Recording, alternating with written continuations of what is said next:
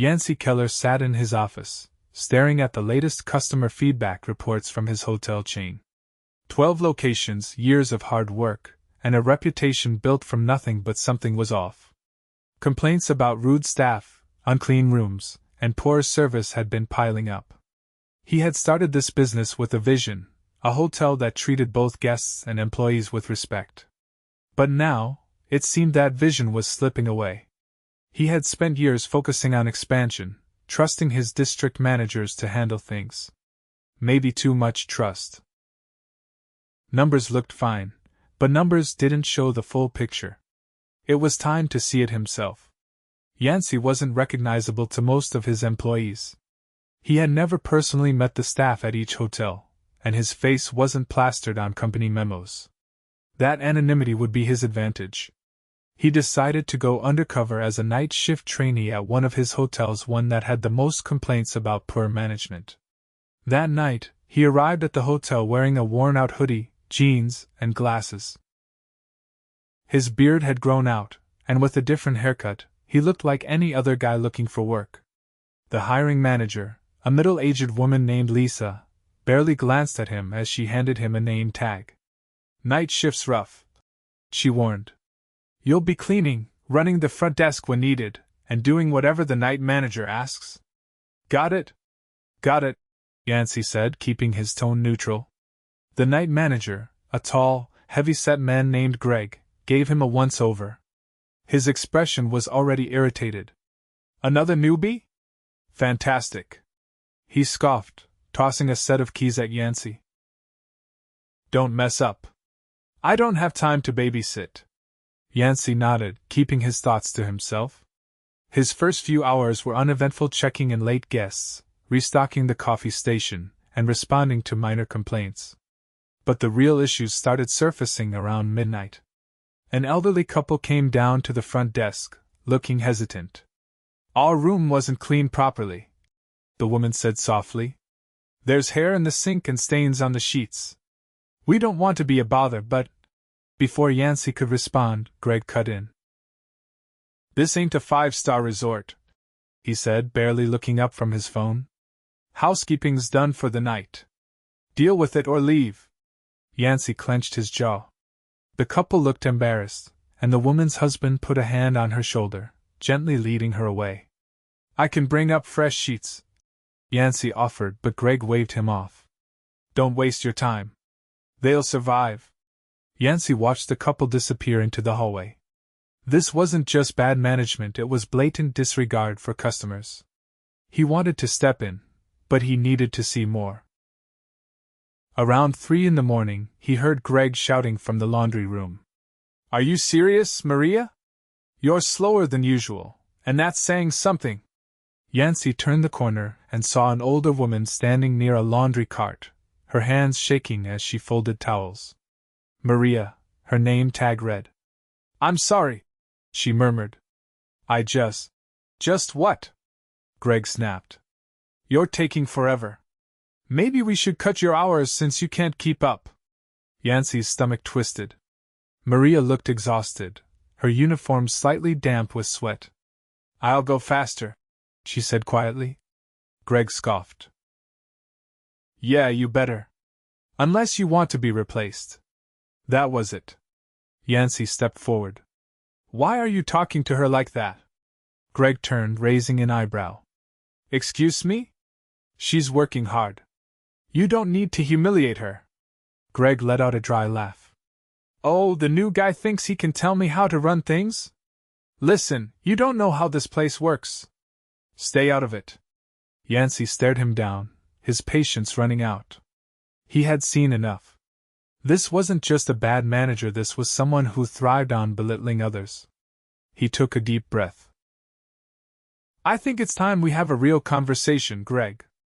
Greg crossed his arms. "And why's that?" Yancey took off his glasses and pulled the name tag off his shirt. "Because I own this hotel." Greg's face twitched as Yancey's words sank in. His mouth opened slightly, then shut again, as if trying to calculate his next move. Maria, still clutching a folded towel, looked between them, confusion and uncertainty written across her face. Yancey waited for Greg to say something, but the man just let out a dry chuckle, shaking his head. Right. And I'm the mayor, Greg muttered. Yancey pulled his wallet from his back pocket and flipped it open to his company ID. He held it up for Greg to see. Greg's posture stiffened. His eyes darted from the ID to Yancey's face, then to Maria, who remained frozen in place. You're serious? Greg's voice dropped, suddenly lacking its earlier arrogance. Dead serious. Yancey's tone remained steady, but inside, his frustration burned hotter with each second. And I want to know why you think it's acceptable to treat employees and guests this way. Greg's eyes flicked toward Maria, then back to Yancey. His usual bravado seemed to falter, but he quickly forced a defensive stance. I was just keeping things in order, Greg said. This place doesn't run itself. If people slack off, someone has to push them. Yancey took a step closer, lowering his voice. Pushing people is one thing. Humiliating them, threatening their jobs, and ignoring guest complaints is another. Greg scoffed but didn't interrupt. Do you even care about this place? Yancey asked. Or is this just a paycheck to you? Greg hesitated. Of course I care. I've been here for years. Then explain why I've been getting complaints about dirty rooms, rude service, and employees being treated like garbage. Yancey pressed. Because from what I've seen, you're not leading your bullying. Greg shifted on his feet. Look, I watched you dismiss an elderly couple like they were nothing. I watched you tear into Maria for working hard. That's not leadership. Maria remained silent, her grip tightening around the towel in her hands. Greg exhaled through his nose, his jaw tightening. I didn't mean anything by it. It's just how things run at night. That's the problem, Yancey said. This isn't how things should run. And it's clear that's been the case for a while. Silence stretched between them. Greg's earlier confidence had drained away, leaving only tension behind. Yancey turned to Maria. How long has this been going on? Maria hesitated, looking down for a moment before meeting his gaze. A while, she admitted quietly. But I need this job. Yancey nodded. He had suspected as much. You shouldn't have to put up with this, he told her. Maria gave a slight nod, but she still looked wary, as if unsure of what would happen next. Yancey turned back to Greg. You're done here. Greg's expression darkened. Wait. I've seen enough. Yancey cut him off. This isn't a warning. It's a decision. Greg's chest rose and fell quickly, his face caught between anger and disbelief. You can't just, I can. And I am. Greg's mouth opened again, but no words came out. After a long, tense pause, he exhaled sharply, shaking his head. He seemed to realize there was no way out of this. Fine, Greg muttered. Do whatever you want. He pulled his keys from his pocket, tossed them onto the counter, and walked toward the back office without another word. As soon as he disappeared, Maria let out a slow breath, her shoulders visibly relaxing. Are you okay? Yancey asked her. She nodded, though she still looked cautious. I'll manage. Yancey studied her for a moment. He had seen employees like her before, the kind who worked hard, kept their heads down, and endured whatever they had to in order to keep food on the table. You've been here a long time, haven't you? He asked. Maria hesitated before answering. 8 years. 8 years of dedication, only to be treated like an afterthought. That's going to change, Yancey promised. Maria gave a small, uncertain nod. Yancey glanced around the quiet lobby, then back at her. Come with me. She blinked. Where?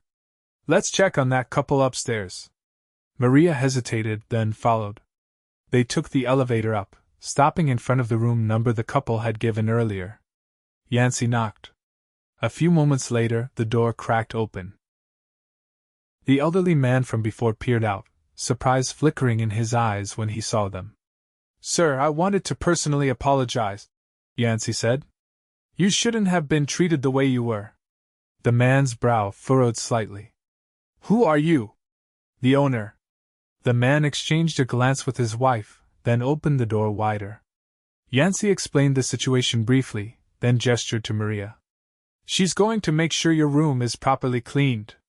And your stay tonight will be on the house. The couple looked genuinely surprised, then appreciative. That's very kind of you, the woman said softly. Maria stepped forward, nodding. I'll take care of it. Yancey turned to leave, but the woman's voice stopped him. Thank you, she said, her tone carrying more weight than just gratitude for the refund. Yancey nodded once. You deserve better. As he walked back toward the elevator, he felt something shift inside him. This wasn't just about one bad manager. It was about making sure his company lived up to the values he had built it on. And that meant real change starting now. Yancey stepped back into the hotel lobby, his mind already focused on what needed to be done. Greg was gone, but that was just one piece of the problem. The culture of neglect that had taken hold in this hotel wasn't going to fix itself overnight.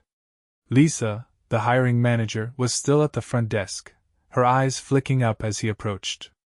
There was no recognition yet, just the same distracted impatience she had shown when she first handed him his name tag.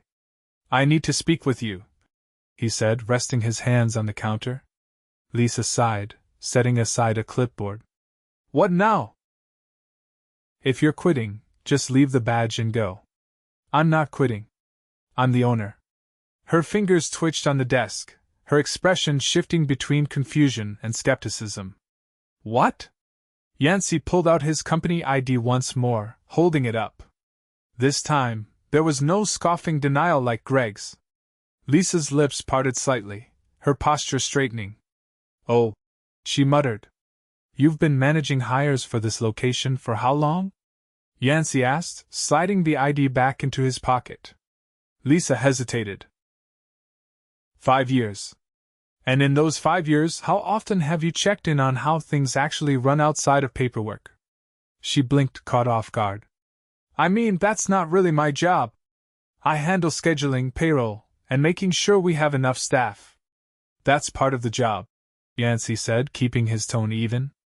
But hiring isn't just about filling shifts. It's about making sure the right people are in place. Did you have any idea how Greg was running things? Lisa exhaled sharply, rubbing her temple. I heard complaints. People said he was harsh, but I figured he was just keeping things efficient. We've had trouble with employees not lasting long, and he was one of the few who stuck around. Maybe that should have been a red flag, Yancey said. People don't leave good workplaces in waves. Lisa looked away for a moment. I guess I should have paid more attention. You should have, Yancey confirmed. But what matters now is whether you're willing to change how you do things. She met his gaze again, something more serious settling in her expression. What do you need me to do? For starters, I want a full audit of who's been working here the longest, who's been reporting problems, and who's been struggling under poor management. I need to know who's been trying to keep this place running despite everything. Lisa nodded slowly. Okay. I can pull those records. I also need you to start sitting in on shifts not from behind a desk, but actually watching how the hotel is being run. Yancey continued. This hotel isn't some faceless corporation. If we're not paying attention, we're failing both our employees and our guests. Lisa took a deep breath. Understood. Yancey studied her for a moment. There was no defiance, no excuses, just the weight of realization settling in. That was a start. He turned away, making a mental list of his next steps. Maria was still in the upper floors, making sure the elderly couple's room was properly cleaned. She wasn't the only one who had been mistreated under Greg's management, but she was the first he had seen firsthand. He needed to know how bad things really were. Yancey stepped into the back hallway, where the employee break rooms sat mostly empty. A young man in a housekeeper's uniform was leaning against the vending machine, rubbing his eyes. You just getting off shift? Yancey asked, leaning against the wall. The man glanced at him, then nodded. Yeah. Been on since 6. Tough night? He let out a dry laugh. It's always a tough night. Yancey folded his arms. Because of the workload or because of management? The housekeeper hesitated. Both. Yancey nodded. I just fired Greg. That got his full attention. You what? Greg's gone, Yancey repeated. And I'm trying to figure out how much damage he left behind. The man let out a slow breath. That guy was a nightmare. Nobody wanted to say anything because they were afraid of losing hours. That's over, Yancey said. What else should I know? The housekeeper studied him for a moment, then sighed. Housekeeping's been understaffed for months. Greg kept cutting corners, telling us to rush rooms even if they weren't really clean. If guests complained, he just told them to deal with it. That explained the customer complaints. Who's been keeping things together? The housekeeper thought for a moment. Maria, mostly. She's the only one who actually cares about making sure rooms are cleaned properly. Yancey had suspected as much. Thanks for telling me, Yancey said. Things are going to change. The man gave a skeptical chuckle. I hope so. Yancey left the break room, his mind already moving to the next steps. He had enough information now to know the problem went deeper than just Greg. It was time to start fixing it. Yancey walked through the silent hallways of the hotel, his thoughts focused on what needed to happen next. Greg was gone, but the damage he had done wouldn't disappear overnight. If anything, firing him was just the first step. The real work was about to begin. Maria emerged from the elevator, her uniform slightly disheveled from cleaning, but her posture more relaxed than it had been earlier. She spotted Yancey near the front desk and hesitated for a moment before approaching. The room's taken care of, she said. He nodded. I appreciate that. She shifted slightly, as if debating whether to say more. Then, after a pause, she took a breath. I didn't think anything would change here. Not really. Neither did most of the staff, from what I've gathered. She glanced toward the break room door, then lowered her voice. People were scared to speak up. Greg always made it clear that complaining would only make things worse. Yancey had seen that kind of management before, the kind that thrived on fear, on keeping people just desperate enough to stay quiet. It disgusted him. That's not how this place is going to run anymore, he said. I need people who care about doing things the right way. And I need people who've been holding this place together despite all of this. Maria studied him carefully. What does that mean? It means I want you overseeing housekeeping. Her eyes widened slightly. Me? You've been here for years. You're the one people trust to handle things when management fails them. That tells me you're already doing the job without the title. She was quiet for a long moment. I don't know if I'm the right person for that. You are, he said simply. But I don't expect you to answer right now. Think about it. She gave a slow nod, still processing. Yancey turned as Lisa stepped out of the office, a tablet in her hand. She looked more alert now, more engaged than she had been before. I pulled the reports you asked for, she said. You were right. The turnover rate here has been terrible. And the people who've stayed? They're the ones who've been picking up the slack without recognition. Yancey took the tablet and skimmed through the names. Maria's was there, unsurprisingly, along with several others he didn't yet know. He would need to change that. Bring in the senior staff for a meeting, he said. I want to hear directly from them about what's been happening. Lisa nodded and moved to make the calls. An hour later, the small conference room held a handful of employees, all watching him with cautious curiosity. Some looked skeptical, others just tired. Maria sat near the back, quiet but attentive. I won't waste your time, Yancey began. I went undercover because I wanted to see for myself what was happening here. What I found was unacceptable. I know Greg wasn't the only problem, but he was a big part of it. A younger man near the front, wearing a maintenance uniform, leaned forward slightly. You really fired him? Yes. A murmur passed through the group. Good. A woman from housekeeping muttered. Yancey set the tablet down on the table. I know a lot of you have been pushing through this mess without support. That's not going to continue. Things are changing, starting now. A man with graying hair, who had been sitting with his arms crossed, finally spoke. We've heard that before. Yancey met his gaze directly. Not from me. The man held his stare for a moment, then gave a small nod. I'm not asking for blind trust, Yancey continued. I'm asking for honesty. Tell me what's broken. Tell me what you need to do your jobs properly. For a moment, there was only silence. Then, little by little, the employees started speaking. Housekeeping needed more staff. The front desk needed better training.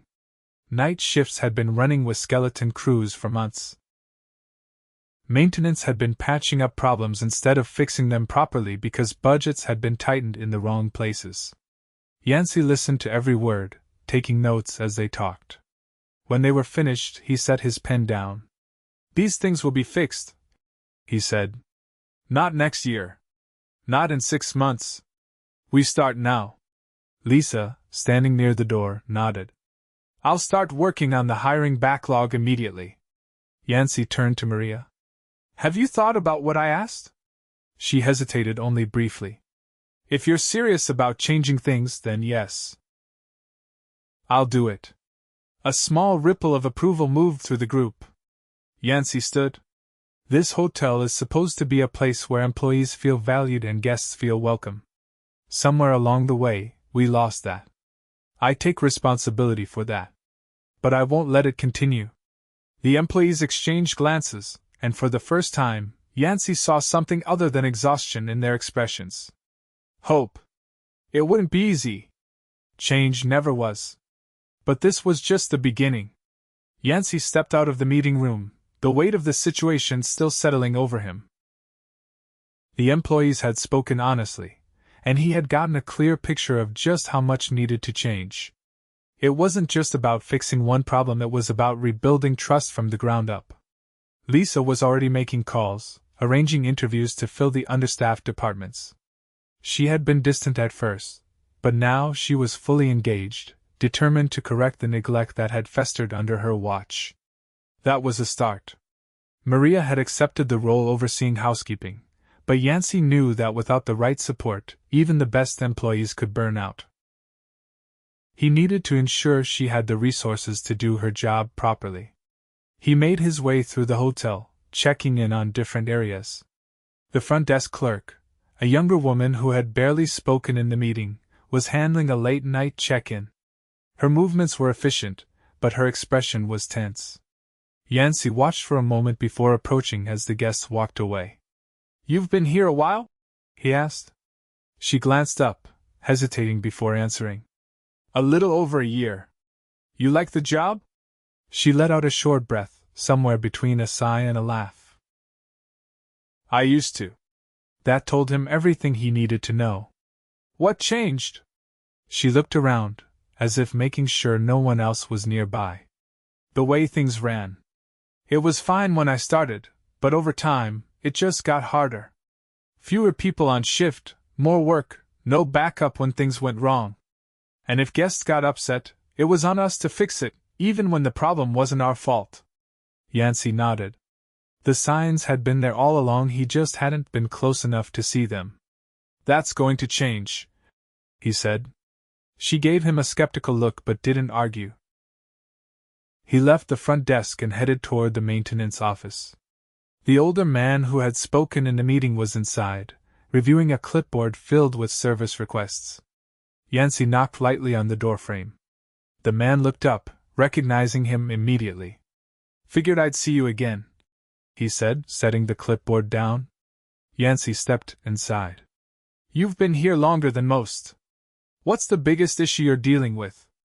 The man leaned back in his chair, considering the question. Lack of proper repairs. We patch things up because we don't have the budget to do real fixes. Pipes leak, AC units break down, and all we do is slap on a temporary solution. That adds up, and eventually guests notice. Yancey sighed. I've been looking at the numbers. The budget cuts that were supposed to streamline operations ended up weakening the whole system. The man nodded. That's an understatement. Yancey pulled out his phone and made a quick note. I'm approving funds for full repairs. No more patchwork fixes. If something needs replacing, replace it. The man studied him for a moment, then gave a slow nod. If you actually follow through on that, it'll make a hell of a difference. I will, Yancey said. He left the office and returned to the main floor, his mind already moving to the next step. The night had exposed more than just poor management, it had revealed how disconnected he had become from the reality of his business. He had spent years expanding, trusting that the systems he put in place would maintain his vision. But systems meant nothing if the wrong people were in charge. Now, it was time to fix that. The next day, Yancey called a meeting with the regional managers. They arrived looking uncertain, clearly aware that something major had shifted. Once they were seated, Yancey wasted no time. I spent last night working undercover at one of our hotels, he began. What I saw was unacceptable. Mistreatment of employees, ignored guest complaints, and a culture of neglect. The room was silent. Some of the managers exchanged uneasy glances. I want to know why this was allowed to happen, Yancey continued. Why did it take me going undercover to see what should have been obvious? One of the managers, a man in his 40s with years of experience in the industry, cleared his throat. We've been hitting our revenue targets. From a numbers perspective, things looked fine. Yancey narrowed his eyes. Numbers don't tell the whole story. A hotel can survive on reputation for a while, but once that reputation is gone, it's nearly impossible to get back. We've been coasting, and that stops now. Another manager, a woman who had been reviewing reports, spoke up. We've lost good employees because of poor leadership at certain locations. If we don't fix that, the cycle will continue. Yancey nodded. Then let's fix it. Effective immediately, we're rolling out new oversight measures. Every regional manager will be required to conduct unannounced visits to their hotels. Not just meetings with management, you'll be working shifts alongside employees, seeing the reality for yourselves. A few managers shifted uncomfortably, but no one objected. I want honest reports, Yancey continued. Not just financials, but real assessments of working conditions. And if I find out that anyone is turning a blind eye to problems, they won't have a place in this company. The message was clear. One of the managers, a woman who had been quiet until now, finally spoke. If we do this right, we can turn things around fast. But it has to be more than just oversight. Employees need to know they're valued. Yancey nodded. Agreed. That's why we're launching a recognition program.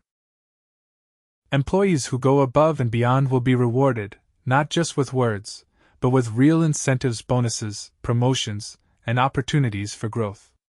The managers exchanged looks, some nodding in understanding. This company was built on a simple idea, Yancey said. Treat people well, and they'll take care of the business. We lost sight of that. We're getting it back.